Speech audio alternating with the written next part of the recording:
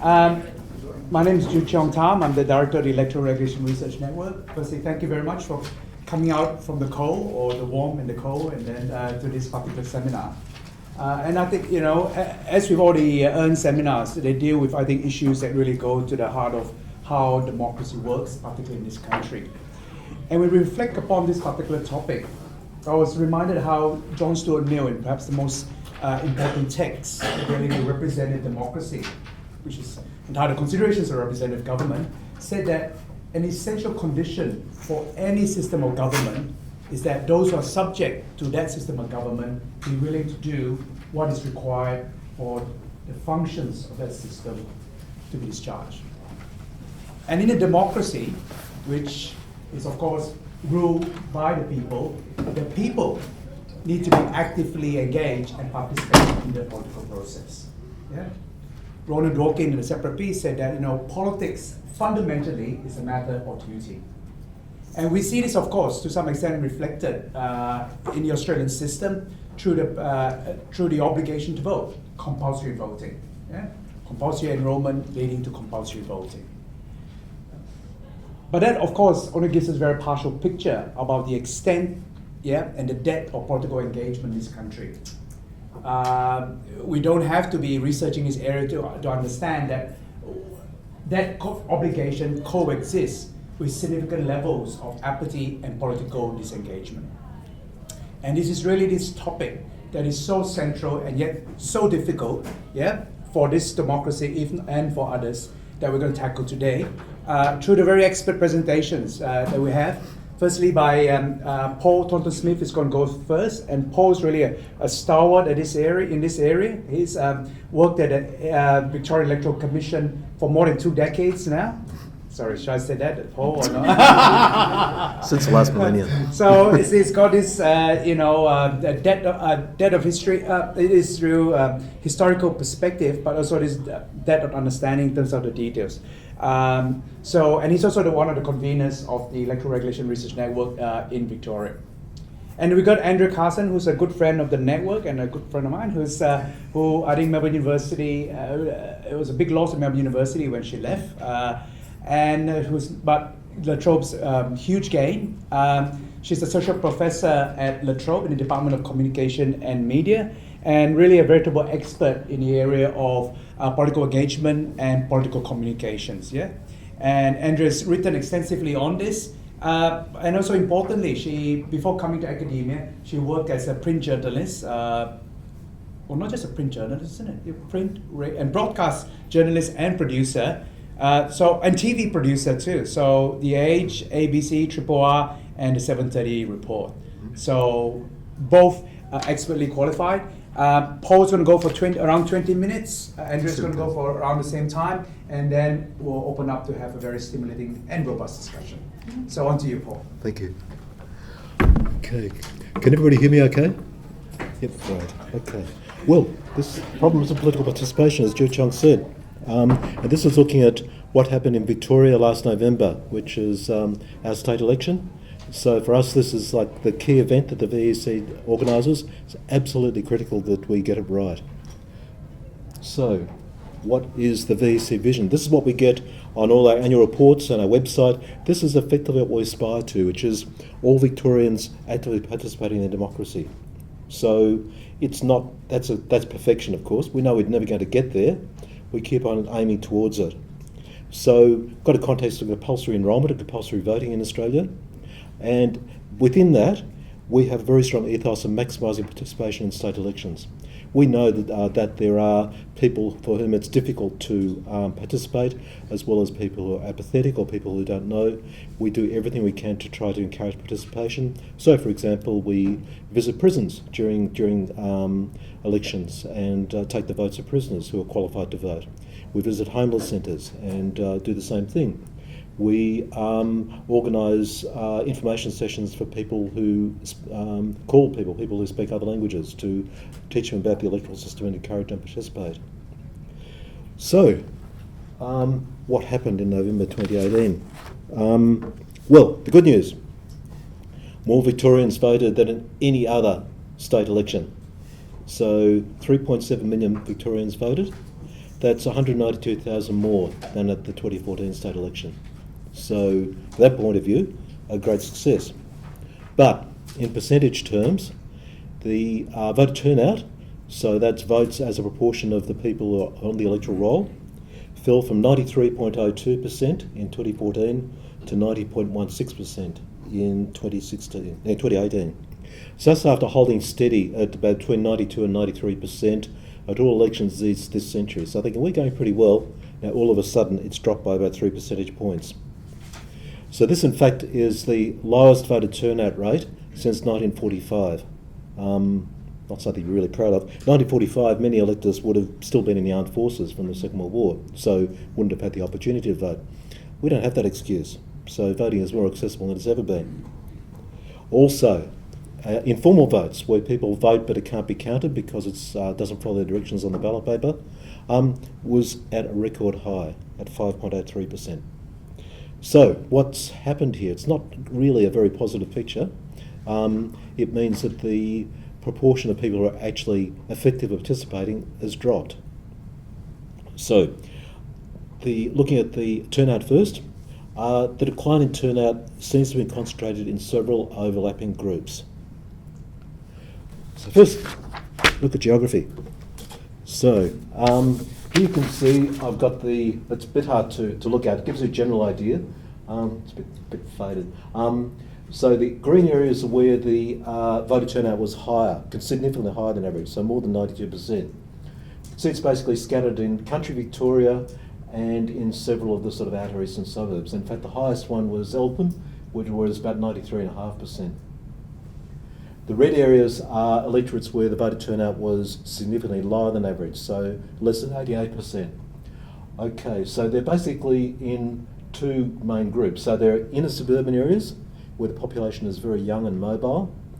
And then there are areas scattered around where basically there was often a high proportion of people who were spoke another language or weren't fluent in English, and also a degree of socioeconomic disadvantage. So you can look at places like St Albans or Dandenong.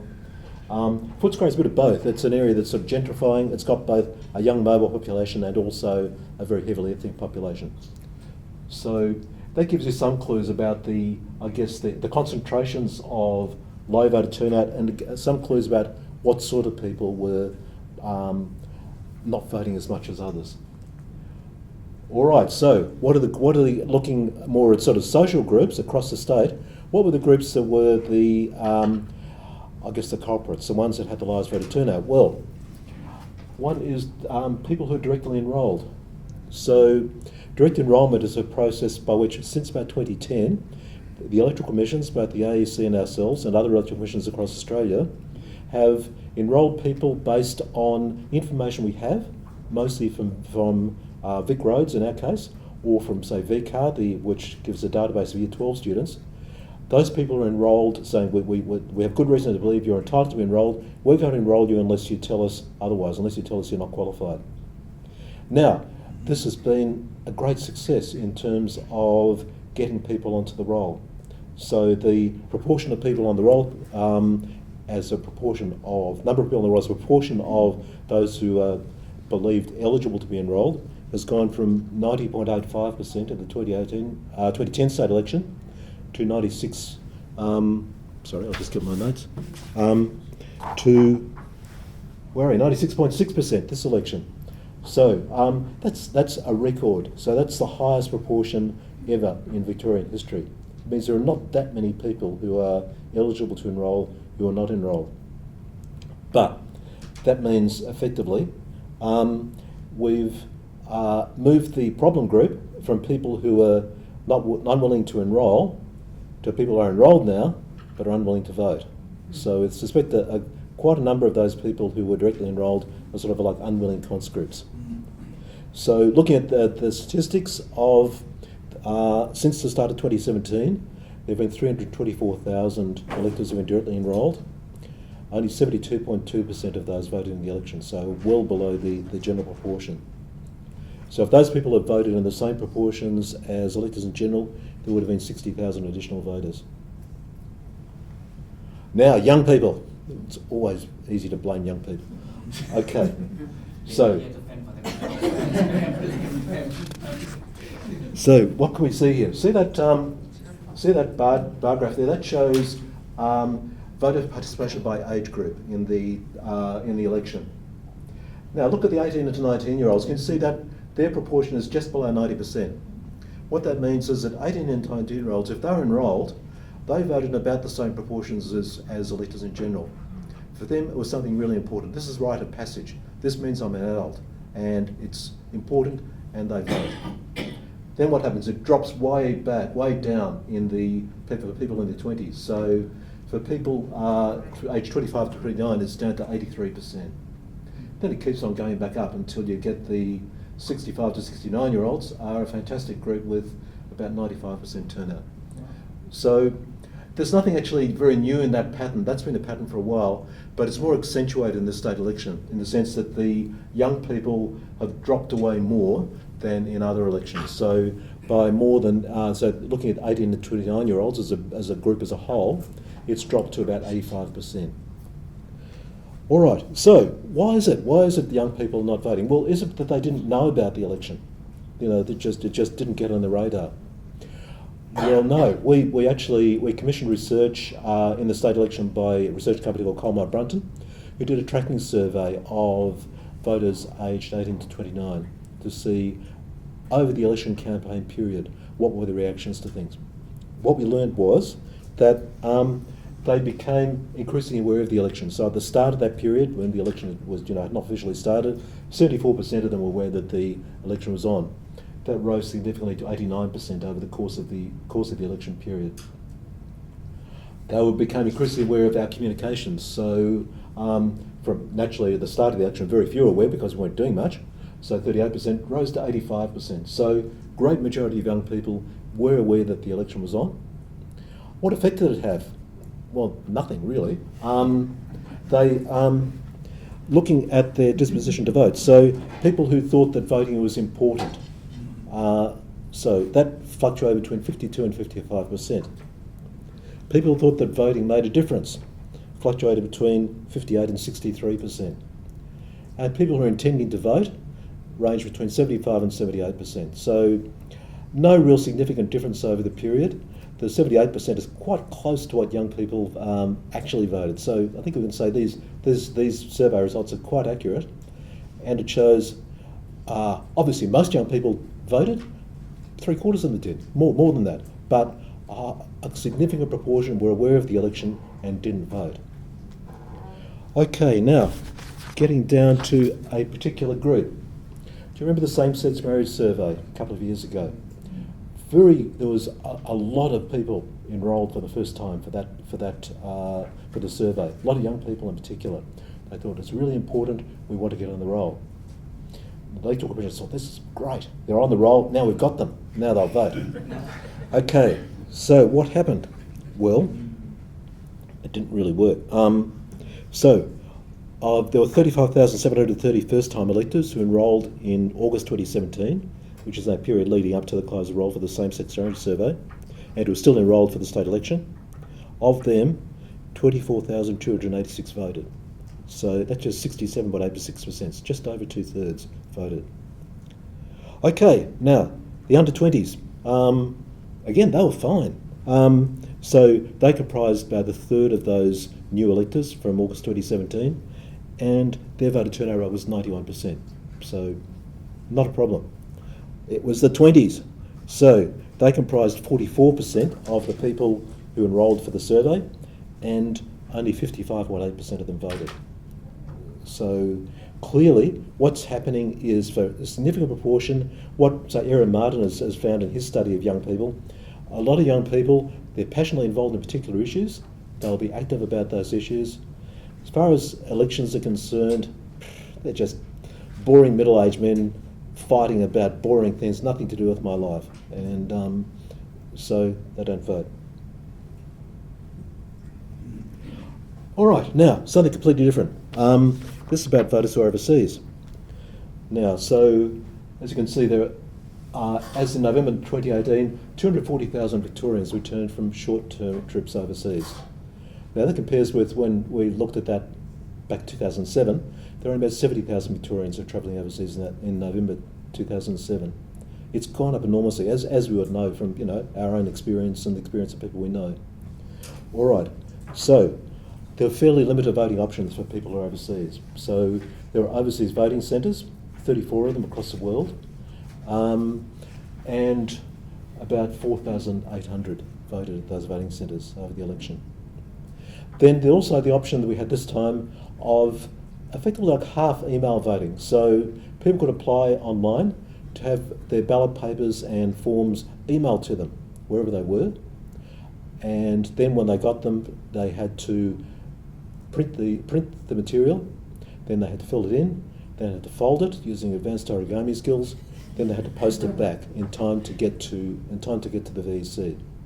Now, that's a bit of an ask. There were some technical issues, but also it's often not really practical to get it back in time. So, especially if you're overseas, is there time once you've received it, which can only be after the close of nominations, to get it, to fill it out, then post it back in time to get back to Australia? So about 5,500 did that. We had people who said, look, this is not practical. I had an email from somebody in Georgia, and Georgia the country, not Georgia the American state of America, who said, we don't really have a functioning postal system here. It's not going to get there. If they didn't vote, did they get? Sorry, Yasmin? If they did not vote. Oh no, they're overseas. They won't be fined. No, they've got a valid reason for not voting. So we're not worried about that. So I guess put them together, and look, there's still a big gap between. No, with those 240,000, we know quite a few of those would be too young to vote. Quite a few of them would be non-citizens, wouldn't be eligible to vote. Quite a few would have voted before they left, or when they got back, if they got back in time. Even so, who knows how many were there who missed out? But just being very conservative, to say maybe 100,000 were Victorians who were eligible to vote overseas, and looking at those figures, maybe 10,000 that voted. Now, of course, some wouldn't be interested, but I think there's a gap there. I think there's something we can do to try to get those people. And given the increasing numbers of Victorians overseas, I think it's a gap that's significant. All right, now informal votes. So this is a somewhat different issue. Okay, now look at that graph there. You can see the lighter blue is for the lower house, and you can see it's been going steadily up since 1996. So 1996 was 2.58%. Now it's 5.83. So it's more than doubled over those 20 years. So that's not really a desirable statistic. Now we know that. Often academic or observers say, look, when you've got compulsory voting, you're going to get a higher informal vote because people don't want being forced to vote. Well, it could be. It's true to an extent. It's not true though. I mean, we look at the actual informal votes, and there are very few that actually say, I'm not voting because I don't like compulsory voting. The ones that are deliberate, most of them will just leave it blank, saying, just doing what I have to do. Or you'll get big crosses across the whole ballot paper, or you'll get messages saying none of them are worthy of me, or you'll get rude comments or rude drawings. These are all very clear signs that they're deliberately informal. Not that many saying, I don't like compulsory voting. So 39% of them were apparently deliberate. That's a drop from last time. So that means that there are 60% that were accidental, to the best of our knowledge. And you can see more than half of those informal votes indicated a preference. So they either had a 1 or a tick. It's very clear who they wanted to vote for, but it couldn't be accepted because it was against the law, to accept them. A quarter of the informal votes were where they just put 1 only on their ballot paper. So that's where they basically misapplied the lesson from how to vote for the upper house, where you can vote 1 above the line. So they say, all right, one. I'll put 1 there. That's a big loss of votes. Then you get about 10% of ticks and crosses, where we think that's a lot of people who, that's the way they voted in the country they came from, and so that's what they do. And we know that people who have been doing that for years, conscientiously voting, believing that they're voting the right way, and their vote can't be accepted. You do get, where there are a lot of candidates, you get a lot of sequence errors. So in Melton, where there are a lot of candidates, you get a lot of people who they make a mistake, they skip a number or they duplicate a number. So there's a very strong correlation between sequence errors and the number of candidates.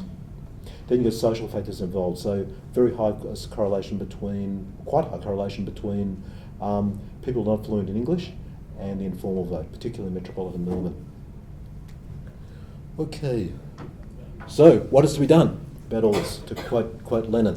Well, very hard to say. It depends partly on the motivation of the non-voters, of course. So we did a study, or commissioned a study of non-voters back in last year. That showed that 32% of the 2014 non-voters were overseas. That was the reason they didn't vote. So for them, it's a lack of opportunity. That's a very high proportion of the non-voters. So if we could sort of do something about make it easier for people overseas to non-vote, it would actually make a significant difference. Then you get smaller proportions who are either not aware of the election or just felt it was all a waste of time. Surprisingly, although the non-voter rate is lower in the country, more of the non-voters in the country are sort of alienated from the whole system. They say it's a waste of time. What difference does mine make vote? They're all crooks. That type of stuff. So what could we do? Well, our information campaign was basically targeted mainly at young people, used a wide range of media. We thought it was the best campaign. We think clearly evidence was that people were aware of it. We've got to think, okay, how can we do it? How can we sort of basically get through to more of these people more? So that's something where basically we always do, but who knows? Now, about the people who are overseas, you could have online voting. They do in New South Wales. Quite successfully, not perfectly, but quite successfully.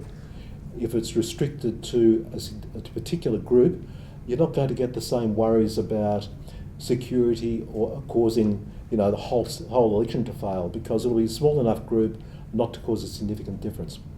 If that's too sensitive, we could have maybe email voting both ways. So that's what they do for New Zealanders who are overseas. So people get their ballot papers emailed to them, they print them, they fill them out, they scan them, email them back. Whole lot more effective and easier than posting them. Or you could have telephone assisted voting. So that's what we had for blind people at the election, where people would call. They would register, then they would call the VEC and they would read out their votes. And the person taking their votes wouldn't know who they were because of the system process was involved. Still not completely confidential because, of course, they're telling somebody who they want to vote. That was very, very successful for blind people at the election. Maybe that could be extended to that particular group. Then you get the issue of to reduce the informal vote. Do you have optional preferential voting? It would certainly reduce the informal vote, but it has implications for the way the whole political system works. So I'm not expecting any change of that in a hurry. I'll just go back. Here we see, just as a nice sharing image, here are some Antarctic voters. They clearly have no problems with motivation. They're out in the cold, and they're organising their vote. This is the Casey Voting Centre, and it's all being done online. They have a secure document exchange to get their ballot papers and then to send them back. So maybe a lesson for us all. Is this for the state election? Yeah, that's for the state election. Right. Yeah. That was election day. Yes. All right. Yeah. They have sausages. You've got to eat them very quickly. I had to eat them quickly before they froze. Yeah. They always enjoy that.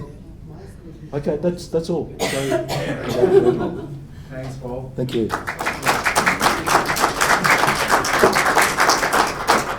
Andrea.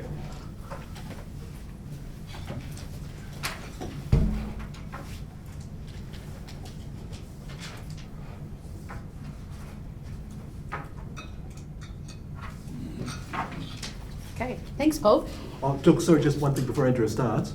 I should say, latest news from the federal election is the same sort of issues with a low voter turnout, lowest since compulsory voting came in, 91.3%, which is just above ours, and a high informal vote. So I think it's an Australia-wide issue. Anyway, sorry, Andrea. No problem at all. Thank you, Ju Chong, for inviting me and Paul for inviting me to be part of this. I'm changing gears a little bit and looking at the political communication, the messaging that goes through an election campaign, and what better way than to start with an election campaign that we've just had, which is the 2019 federal election. This is hot off the presses. A lot of the data that we'll see here is preliminary, and I'll keep working on this, and we're producing a book with the ANU that we do after every election, and I'll be doing the traditional media campaign, but of course media also includes social media. I'm not necessarily analysing that, but I've got a few slides here just so that we can have some contrasts and points of discussion.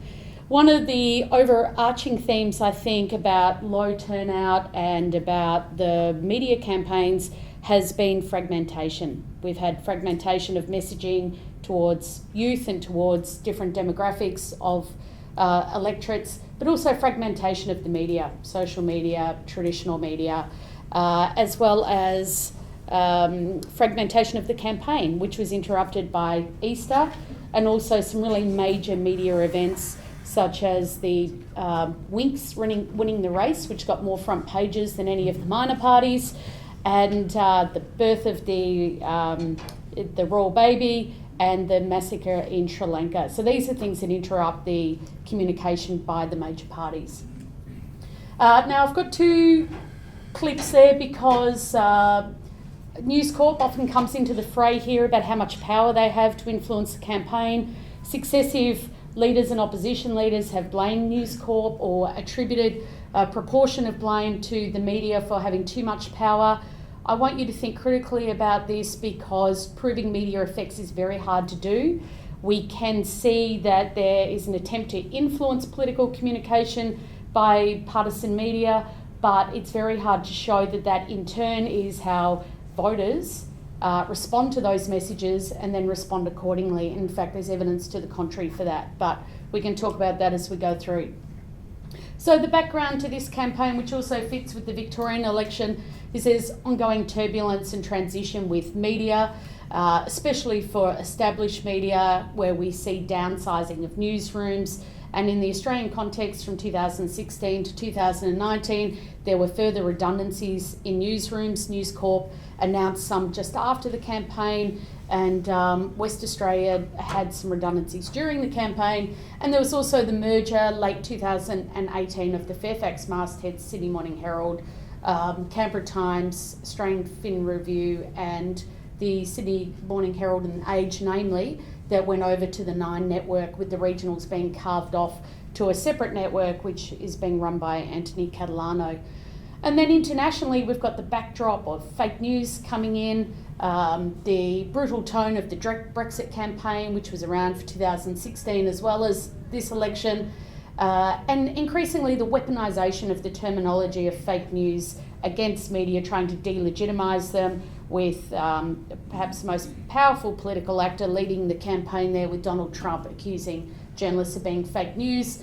And in a separate study with colleagues at this university, we've also shown there's a contagion effect going on in Australia, with Australian politicians taking up that terminology and primarily using it to delegitimise journalists rather than their political opponents. Social media companies also are under increasing regulatory pressure to clean up their acts with social media, but also about live streaming, as we saw with the terrible events of the Christchurch massacre. So I'll skip over that one. It's just elaborating on what I spoke to there, but we need to be mindful of the normative functions of the news media, as Ju Chong said at the outset. Participation is a really important part of the political process. The media has been the intermediary for most of us. Don't meet politicians face to face, or at least not the leaders, and so the media plays an intermediary position there for us to get political communications, and that in its ideal sense is meant to give us the capacity to make informed choices. And informed choices are important for the political cycle so that we are choosing the best candidate possible for ourselves.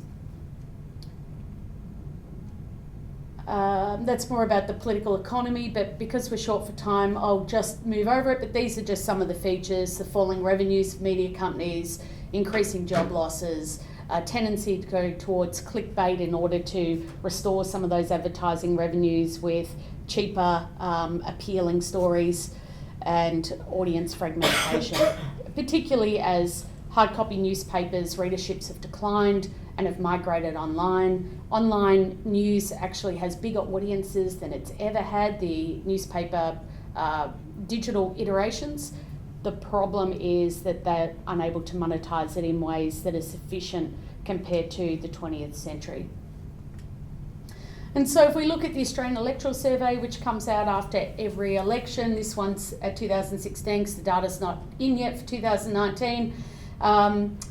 The top line is television viewership. Most people still get their information from 2016 from the television, but as we can see, that has declined significantly from the 1970s, where you really did have a communal public sphere where most people were watching the same sorts of programs. The grey line is newspapers. For the first time in 2016, that was surpassed by online media. And then the blue line is radio, which has remained fairly constant. And part of that is because radio is really the first version of social media. It is able to do breaking news as quickly as social media can through talkback, and it does engagement very well. So it hasn't suffered quite as badly in the last 3 decades compared to other forms of media. Now, this is a tool that I've been using, again, preliminary data at this point, but it's just to give you a sense. This is CrowdTangle, which is owned by Facebook. They've kindly given me access. This is a typical day during the campaign. Pauline Hanson was in hospital.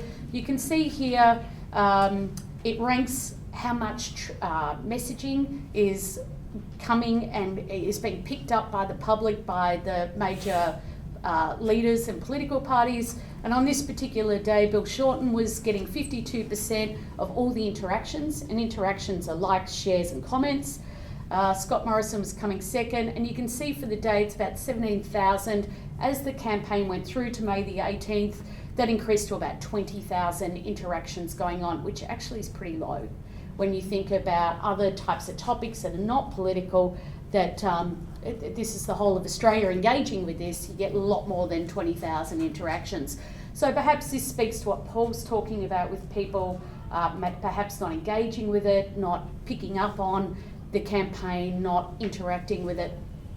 The other point to make here is that Facebook, as part of its civic duty, put a message into every user's feed to encourage them to enrol to vote with the AEC if they hadn't already.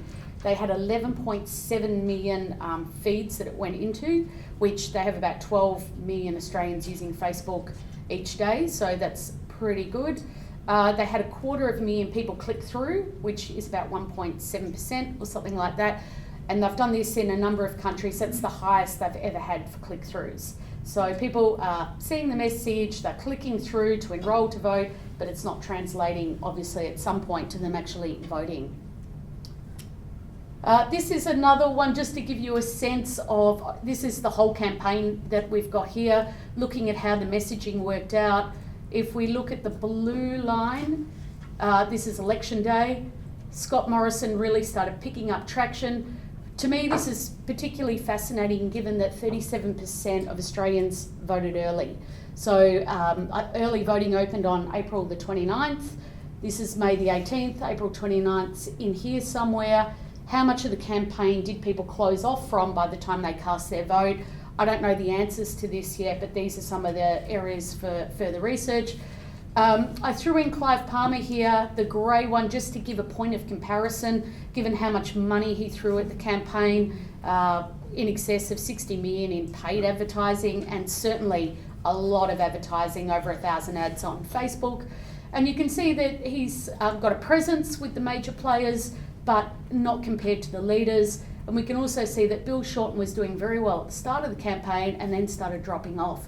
Now, a lot of this is because Scott Morrison's team realised that videos are king, and we're doing a lot more video posts than the Shorten team. And if you want to be viral on online media, you have short little videos that also are mobile friendly. And that is where we started seeing a change in the trends there, with Morrison's team pumping out a lot more videos than they had been. So media effects are difficult to measure. There's a lot of research in this space spanning about 70 years.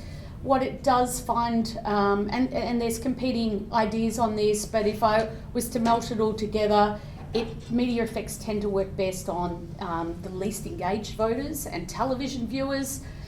In Australia, we have an advantage with compulsory voting, where we know that people who are seeing things generally are going to vote, notwithstanding the falling levels. But it is very difficult to measure, and there's a number of factors that come into play about just because you receive a message, do you have the agency to reject that message or do you take it on board? So we need to be careful about attributing proprietorial powers such as Murdoch to a translation that it affects voting outcomes. So what I did here just in the last couple of days is a content analysis during the whole of the campaign, now just turning attention to traditional media, taking all of Australia's 12 daily newspapers. I excluded the Sunday papers because not all news mastheads have a Sunday paper. And this is just a snapshot. It's only looking at the front pages. Why is that worthy of study? It's because it's how the editors still prioritise what they consider to be the most important stories. And I'm trying to get a sense of what issues from the politicians made it onto the front pages and therefore might have had some intermediate effects being picked up by other media. It's not a perfect measure, but it is a measure within the whole equation of trying to get a sense of how the campaign unfolded. So I had 377 front pages. A few were missing because of Easter, Anzac Day. Not everyone published on those days. I looked at positive and negative sentiment, and I tried to look at this from the point of view of the reader. If you were reading this story, would you think it was a story that was positive for Labor or positive for the Liberal National Party?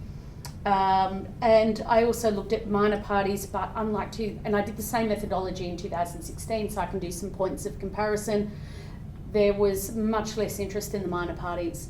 So after the election, Bill Shorten, and I'm sorry that quote's cut off, but he said sections of the media itself were partly to blame for Labor not being victorious on election day. Let's just see how that bears out.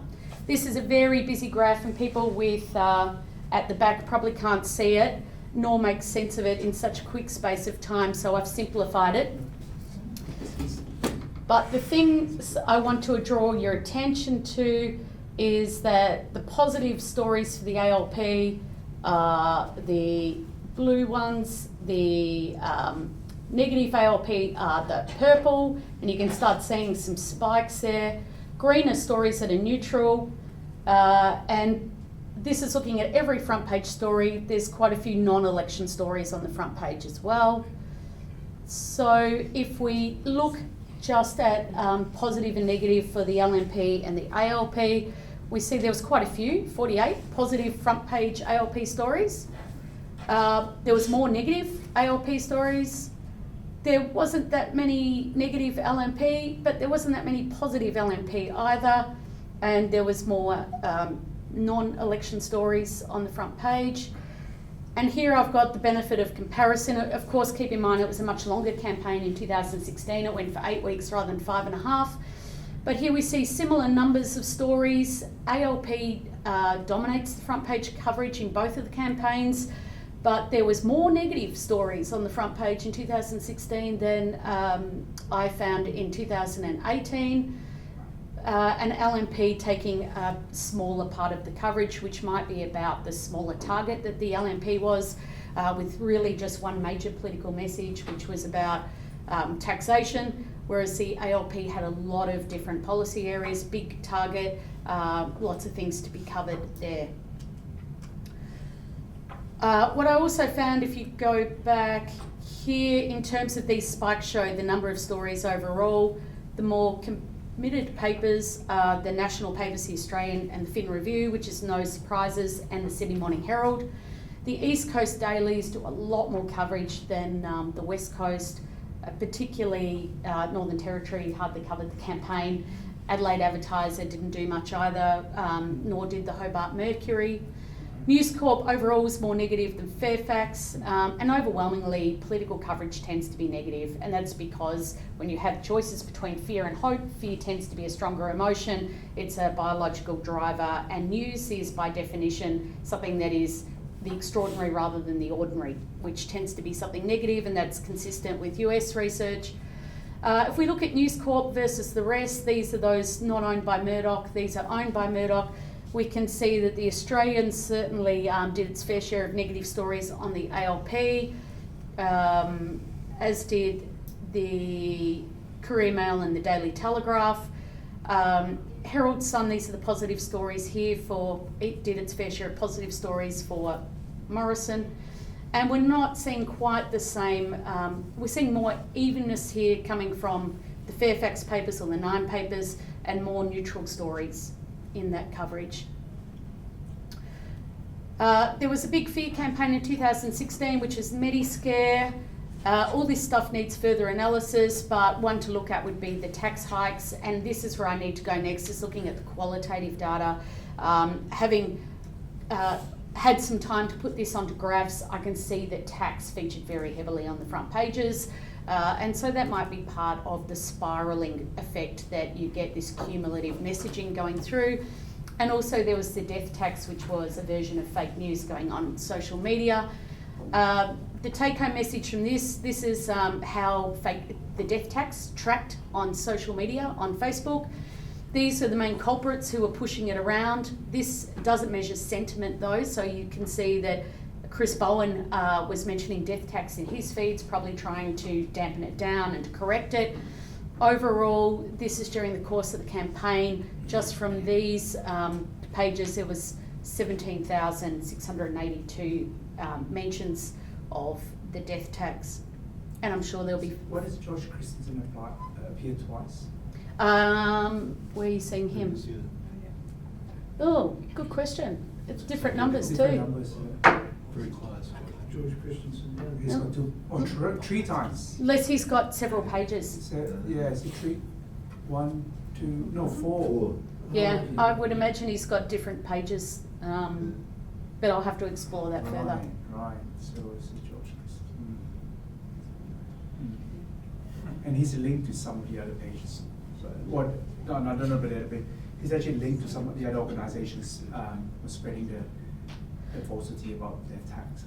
Well, these are all their followers for their pages. Yeah. So this is how many times there was an interaction with it. But if we're just looking at viewership, you can see how viremic it can be if every one of the people that follow their pages was able to see it without actually interacting with it. So then you're going into the millions. But in terms of the number of Australians who interacted with it and passed it on in some form, we're seeing about 20,000.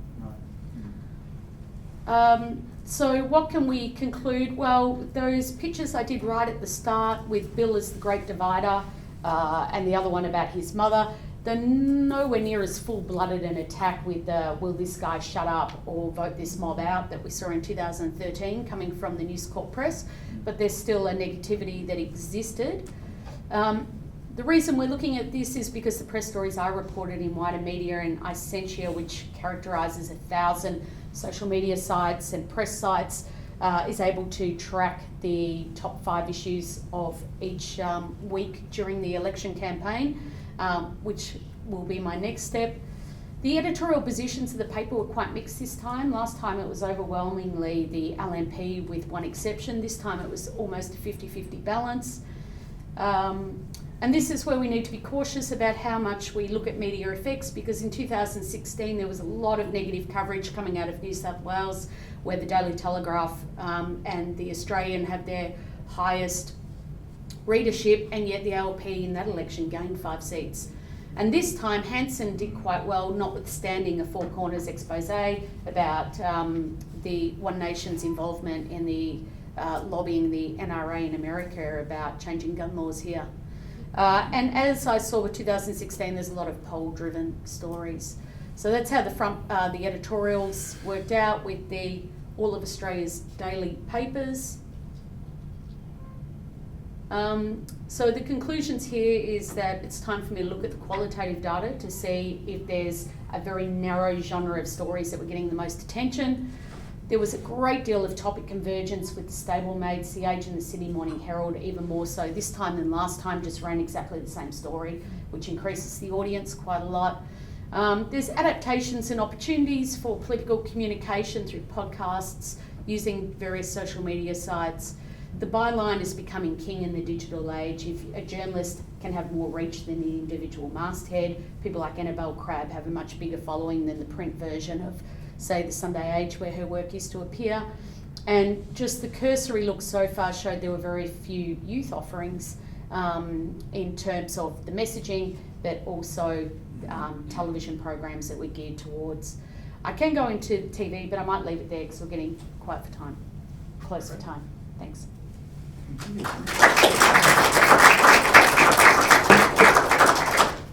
Let's open up for questions, comments.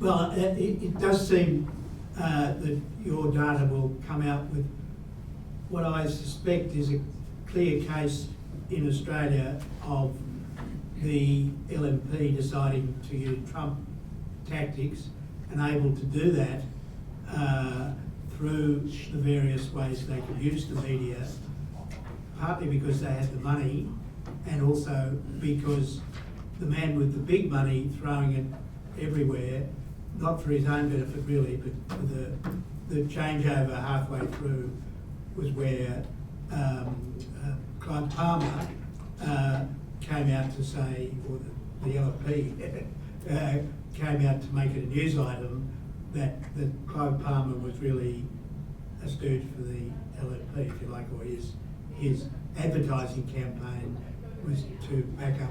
So it seemed to me that you had two different sorts of campaigning. One was the honesty of the Labor Party, who I support, of course, who had a real policy and real things to explain in logical and realistic terms, not emotional terms, sorry, and the other side, which purely went on the power of advertising and the power of a negative but simple.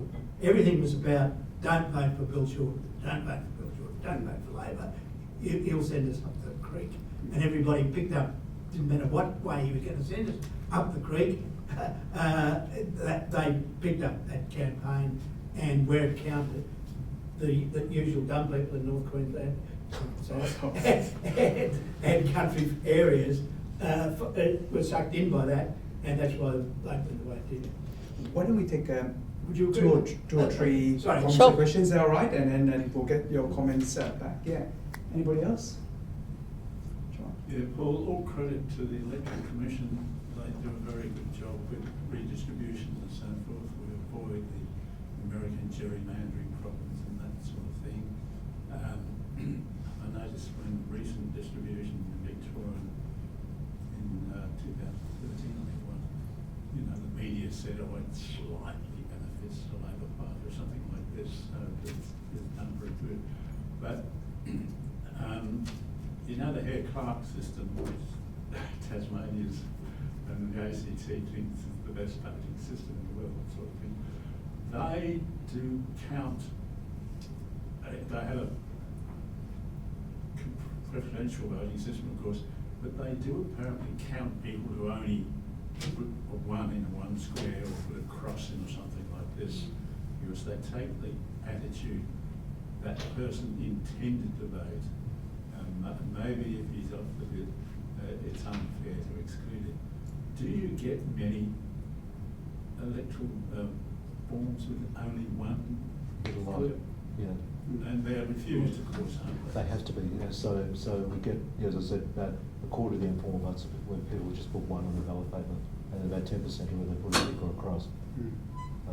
So Is it very much?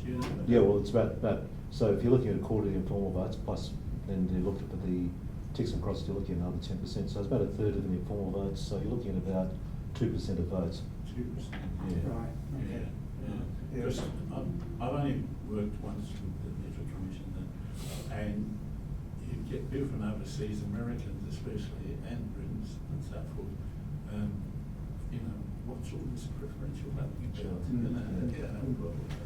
Back home we just put a cross here, I think they are that confused. Yeah. And now they don't contribute a big share of the population. We are exceptional, I think, in compulsory preferential voting, and this could affect the result. Thanks, John. Can I throw in the mix question from each of you too? One is, as I saw Andrea, sort of that northern Queensland, the Queensland wipeout of Labor, and how do you think the media played into it, and the fact that in that area News Corp basically has pretty much a monopoly in terms of newspapers, right? And then for Paul, if all those people were not directly enrolled, Yes. what would that have meant in terms of the voter turnout? Good question about Queensland. It relates to the comments that you were making, and I suspect that you're right, but I still need to do some more work on the data. And that was, even from the very first day of the campaign, the opening messaging was about tax and how much Labor was going to cost, and tax seems to come up quite a lot in all the headlines. And the reason I mention that in relation to Ju Chong's question is because the Courier Mail, being a one newspaper town up in Queensland, overwhelmingly the headlines there are about Adani, not necessarily always against Labor, but against anyone who opposed Adani. Yeah. So there was a lot of messaging going through that way. And when you've got a monopoly voice and large online followings and the intermediary effects, I imagine it did have an impact. But being able to prove that's very difficult. Paul, did you want to add anything? Right. Well, if we didn't have compulsory that direct enrolment, Yeah. I think we would have a higher voter turnout rate of those who are enrolled, and our percentage of those enrolled would be a good deal lower than it is now. So it'd be hovering around 90%, I think. So that's my question. Would we have seen a decline in voter turnout Yeah. if we didn't have direct enrollment? So was that? Would we have said? Look, I think we'd still get an issue because of Yeah. I think because of an increasing disengagement by young people, Yeah. and also that very peculiar issue of Australians travelling. I Yeah. think is a real issue. Yeah. So the young people, sorry, I forgot to use my privilege to check. Is this a stage of life? Because Very the good graph, question. I mean, I suppose the two issues, are they permanently disenfranchised? So that even when they grow older, they're still not going to be voting? Or is it, as your graph shows, as they actually get more invested in the system once they get their houses or get a job? I don't know. Could all be. It could be once Yeah. they reach the barnacle stage of life, they Yeah. settle down and start to get more involved. Yeah. Okay, we'll take Tree, yeah? Yeah, sorry, just on your question around your statements around the youth, are you able to look at that 18 to 19-year-old and determine how much of the influence of, if they're still living at home, if mum and dad Could have an effect, yeah. They'd still be under the thumb, yeah. Yeah. Yeah. Okay. I remember my daughter, when she turned 18, Right. said, who do I vote for? Yeah. Yeah. And my 13-year-old son said, oh, Madeline's so ill-informed. Well, I mean, I suppose the larger question, why you have this 18, 19-year-old high voter turnout, then suddenly the 20s, it dips, Yeah. and then it goes up again, right? So, I mean, both of you, I suppose, I mean, it's better speculation, but what might be some theories out there? I mean, there's the stay-at-home parents and so on. I think it's a lot of young people, they've got things that they think are much more interesting to do. You know, that they've moved out, they're often moving from one place to another, they're going out a lot, they're travelling, they're socialising with friends, they're starting jobs. It's all. Why the 18 and 19-year-olds are still? I think because they are a bit. It's a new thing for them. So Right. it's like getting a driver's license. Right, It's yeah. part of becoming an adult. Yeah. And also, as Christine said, I think it's partly because some of them are under the thumb. I was talking to colleagues here at the University of Sydney about this week, and they're doing some analysis around who is not voting, and they're not ready to quite leap on that it is absolutely younger people, because a lot of the electorates with the federal election are inner city electorates in Sydney and Melbourne, where there's a high level of mobility, which may or may not be young people, but no fixed addresses or moving around, rental accommodation, that sort of thing. And the Northern Territory also has low participation, which also speaks to being very large, vast areas, social disadvantage and low and high mobility. But it probably is young people, but some of the conclusions being reached might be the right conclusions for the wrong reasons. Right. I think you're absolutely right. If people are mobile, they're obviously going to be less than they're going to be engaged in their own area. They're probably, often they don't. The reason why we get low voter turnout, one of the reasons for low voter turnout is in the suburbs. There's a mobile population, not just young people, and they move out and they forget about or don't think about changing their enrolment, so they're recorded as not voting.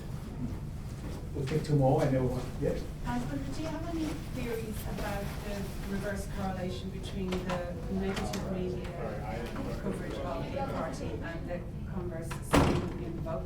You know, that it seems weird. I was just wondering, did you have any theories? Well, in 2016 we saw that. I'm not sure whether we've seen that in this election. I think it was a rejection of the obvious influence that the Murdoch press were trying to put out in 2016, with very direct front page headlines about. In that case, it was Bill Shorten pictured as Pinocchio. Bill Shorten also pictured as Charlie and the Chocolate Factory, Willy Wonka, those sorts of things. So it might have been a rejection of that. It might just be that they're not reading newspapers and taking much attention to what messages are being put out. And one of the points that you made me think about with your first question is we're all quite busy people. This room perhaps a little bit different because you're obviously interested in politics. But if you're only picking up aspects of the campaign during that 5.5 weeks, what messages are going to resonate? Labor had so many different messages going on with this particular campaign, whereas the message from Scott Morrison was quite easy to pick up. That was Bill Shorten's hands in your pocket every time you spend. It was tax hike, tax hike, tax hike. Really easy message to grab onto, even if you pay a cursory attention to the media.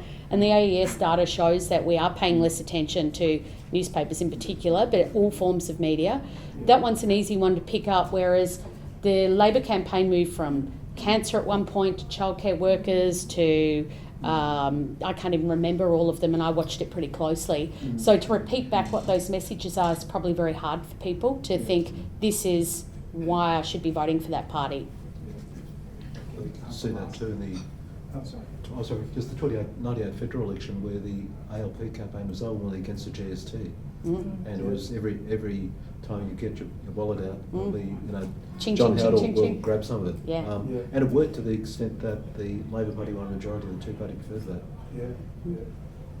Andrea, you keep saying that to measure the media, its effectiveness is really difficult. Is there ways that we can do that? It's also be useful for us because we need to also measure our effectiveness in terms of thinking. Well, it's a good question. You can survey people, but whether those self-reports are accurate, and people may not be aware of the kind of impact that media messaging is having on them. Experimental survey designs, I think, are a good idea, but getting the right design to be able to do that's not easy and requires... Meaning of experimental? Well, maybe setting up different types of messaging and seeing and then asking a series of questions to see what respondents respond to, but doing it in such a way that they're not aware that you're experimenting on them. I mean, there's been well over 1,000 studies in this area in the last 20-30 years, so it's a rich part of the literature, but it doesn't fall down in really nice, even lines about exactly what the impacts are. Sorry, I can't give you a clear answer. I'd like to know myself. I suppose it just points out the media is just one political actor, right? Yeah. And one variable in a complex situation. So what are the other variables playing out? And so you can't actually necessarily have generalizations. Well, that's a very political science point of view, whereas the media constructionists see the media like architecture where they design everything and the message is everything, but the political scientists see it as just one component of lots of information that people are getting and lots of motivations for why people vote the way that they do, which might be about family history, it might be about particular issues, and I'm more sympathetic to the political science point of view. Well, can you all join me in thanking Andrea and Paul for Thank you all for your participation. And we've got a sort of bump